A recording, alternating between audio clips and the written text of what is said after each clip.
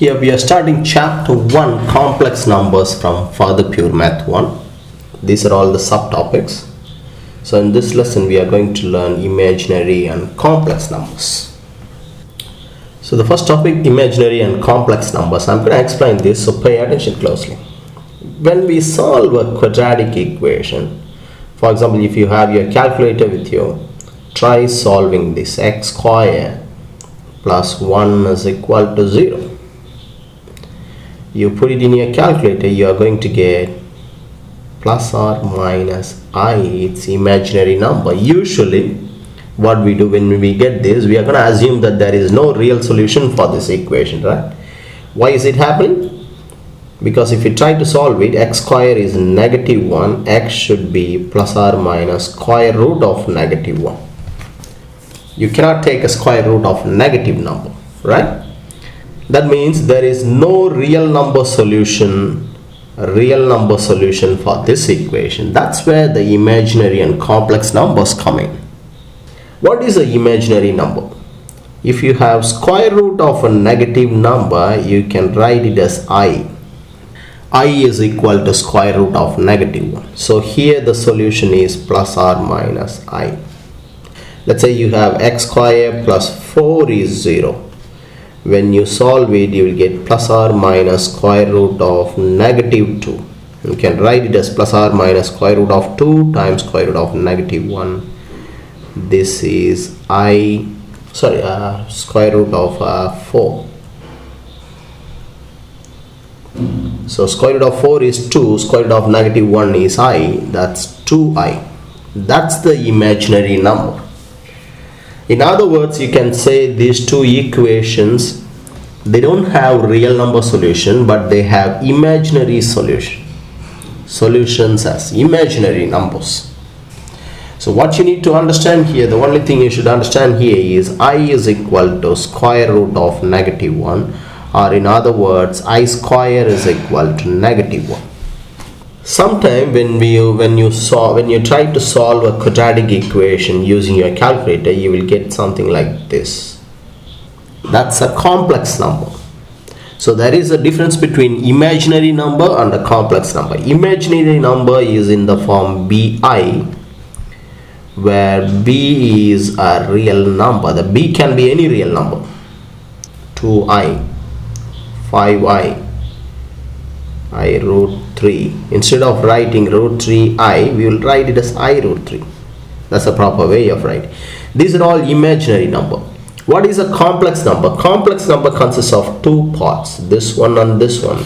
This is a real part of a complex number. This is the imaginary part of a complex number. So the general form is a plus or minus ib, where both a and b belongs to real number. A and b will be real number. It can be 3 minus I root 5 plus 3i, something like this. These are all complex numbers. So these are all the things you should know here. What is a real number? What is a real number? What is a complex number? What is imaginary number? What's the value of I? And what's I square? Now I'm going to straight away go to exercise 1a. Exercise 1a, question number 1 says, write each of the following in the form bi. For example, a, it's a simple one. You can write square root of negative 9 as square root of 9 times square root of negative 1. Square root of 9 is 3, this is I, so it's just 3i. That's it. For example, d, you have square root of negative 1 times square root of 10,000, 4 zeros. Square root of 10,000 is 100. This is I, so 100i. Now problem with this I. Square root of negative 200. Just find the value of square root of 200 using your calculator. Square root of 200 is 10 root 2. So you can simply write it as 10 I root 2. That's a proper way of writing it. We don't write this way. We don't write 10 root 2i. That's weird actually. But because if you put it closer, looks like I is inside the square root. So that's how we write it this way. whenever you have a surd actually. So that's how we write these numbers in the form bi. Now I'm going to move on to question number 2. How to simplify, how to add two complex numbers. When you want to add two complex numbers, 5 plus 2i and 8 plus 9i, add the real part separately and the imaginary part separately. It's like adding the like terms actually. So 5 plus 8 is 13 plus 2 plus 9 is 11i. That's how you add it. Even if it's subtraction, do the same thing. For f, this is a. For f, you have 2 minus i. Take this minus and open the bracket. You'll get plus 5 minus 3i. Simplify the like terms. 2 plus 5 is 7. Minus 1 minus 3 is minus 4i. That's all. So that's how we add or subtract two complex numbers. If there are no real terms, treat this as 0. For example, they want you to add 5 minus i plus 6i. It's 5. 6 minus 1 is 5i. Just add the like terms. In the second number, complex number, there are no real term. It's 0. So that's all. These are all the basic ones. I'm going to move on to next question. Question number 4. They want you to write these numbers in the form a plus ib or a plus bi. For this number, first we rationalize the denominator.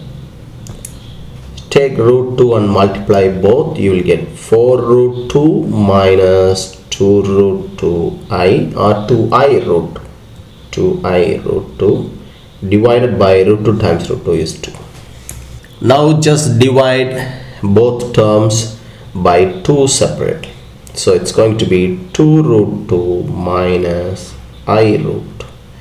You can write this also, 2 root 2 minus root 2i. It's not wrong, but make sure you put the I separately, not inside the square root. So that's all. Here also you need to rationalize the denominator. Multiply and divide by 1 minus root 3. So on top, it's just a normal multiplication. Take 2 and multiply both. You will get 2 minus 2 root 3. Take negative 6i and multiply this. You will get negative 6i. Negative 6i times this, it becomes positive 6i root 3. Divided by a plus b times a minus b. A square minus b square. Now in the numerator, simplify the like terms. You have, I think you can take 2 as a common factor. 1 minus root 3 plus 3 root 3 minus 3 divided by 1 minus 3 is negative 2. You can cancel this. So when you have negative 1 in the denominator, multiply all the terms by negative 1 just to get rid of the denominator. So you will get root 3 minus 1 plus, sorry, I missed out the I here actually. I times 3 minus 3 root 3. That's in the form a plus bi. That's how we write this number in the form a plus bi. Because you have a surd in the denominator, rationalize the denominator and write it in the form. Let's take one more question from the same exercise. Usually we will use z to denote the complex numbers. So z1 is a plus 9i. z2 is minus 3 plus bi. z2 minus z1 is this. z2 minus z1 is 7 plus 2i. That means you need to subtract these two. Minus 3 plus bi, that's z2, minus z1 a plus 9i is equal to 7 plus 2i. Here simplify the like parts, both real parts and the imaginary parts separately. You will get minus 3 minus a, that's a real part, plus I times b minus 9 is equal to 7 plus 2i. So when two complex numbers are equal, you can equate the real part and the imaginary part separately. You can equate the real part and imaginary part separately. So basically minus 3 minus a is equal to 7. So a is going to be negative 10. And then b minus 9 is 2 when you equate the imaginary part. b minus 9 is equal to 2. So b is equal to 9 plus 2. They want you to find the value of a and b. A is 10, b is 11. That's all. These questions are basic questions involving complex numbers. I'm going to take one more question, question number 7 now. You have two complex numbers given, Z1 and Z2. They want you to write the below one in the form of a plus ib. A, Z1 minus Z2. Just subtract them. 4 plus I Z1 minus Z2. So 4 minus 7, I plus 3i is 4i, that's it. Minus 3 plus 4i. Part B, 4z2. You take z2, multiply by 4. You will get 4 7s are 28, 4 3s are 12i, that's it. C, AB is over C now. 2z1, 4 plus I, plus 5z2, 7 minus 3i. Open the bracket, expand the bracket. 8 plus 2i plus 35 minus 15i. Simplify the like terms. 8 plus 35, 43. 2 minus 15 minus 13i. That's all. So one last question from this exercise.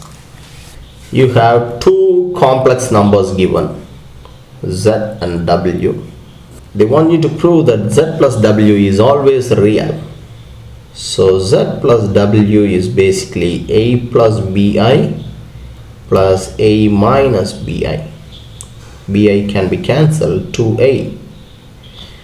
This number has only real part, no imaginary part. So you cannot call it a complex number. It's a real number. That's what they mean by always real.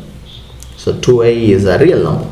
For b, z minus w is a plus ib minus a minus ib.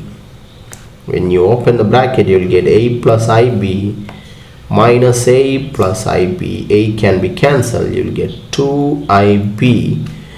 This is an imaginary number. It's not a real number. That's why the question says it's always imaginary.